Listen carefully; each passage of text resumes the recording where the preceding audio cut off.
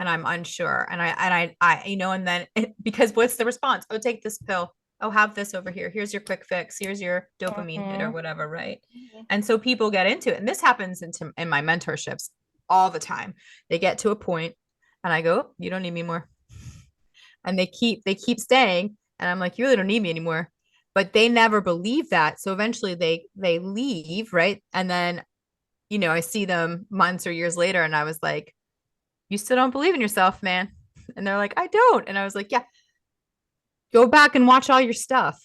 Read all your notes. Go back to what you did. Teach that brain, and we don't really talk about that. And like, I think that's why I can't even to say this out loud, but that's why like ceremonies and rituals are so important for many human beings because it Jared talks about this all the time.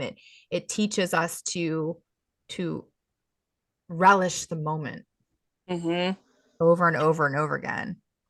And they do have those studies. My Reiki teacher does this really cool. She talks about one of the studies that I was just love so much, and it's what you look around. She goes, look for yellow, yellow, yellow, and everyone spends all time looking for yellow, right? Close your eyes, look for red, and it's just such a quick way to say your brain, what you tell your brain to look for, it looks for. And just like you said, Kimberly, right in that you chose to look at joy, even though it's Yeah. hard, even though you're like, I don't. There's like one thing over there, right? But there it is. There's always one thing. And if you Yeah. can find that one thing, you can find your way out. Oh, Yeah, I love because that's that. another thing I've heard from friends and relatives who are really struggling with depression is like, I don't even see a good thing. There are no good things.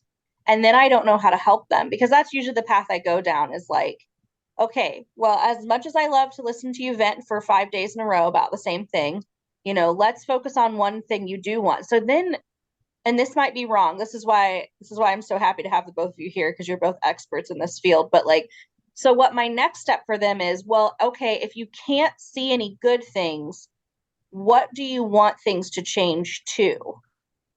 So Mhm. if there's nothing good at all, what would make your home life better? What would make your work life better? What would make, and then we kind of dream the dream. Mm-hmm. Mhm. And then we focus on what we want that to be. And then I ask them to take a look at like, okay, so now that you've been thinking that you wish in your home life your husband would help you out around the house more, was there anything that he did that was helpful?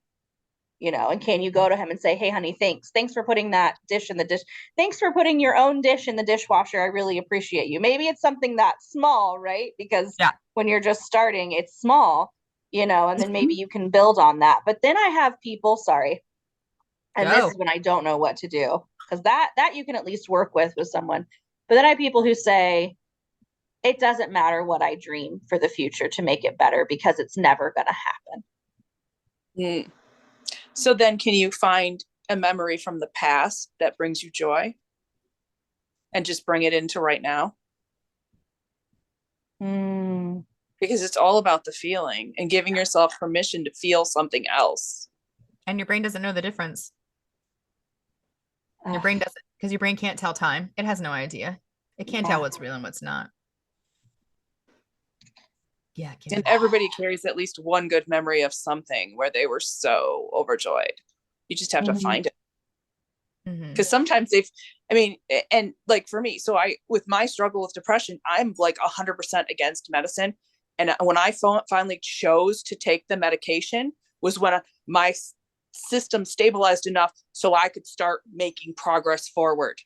Mhm. So I did the one thing I didn't want to do, but it 100% worked because it allowed me to move in ways that I wasn't going to be able to because there was too big of a wall that I was struggling with. Hmm. Yep. This is big, you guys. Yeah. It's healing is not for the faint of heart. I mean, you really, and then it's once you do that, you've got to really like work on the structure of your support, who supports you, and watch everyone run away Yeah. Mm-hmm. because you vibrated out of their frequency.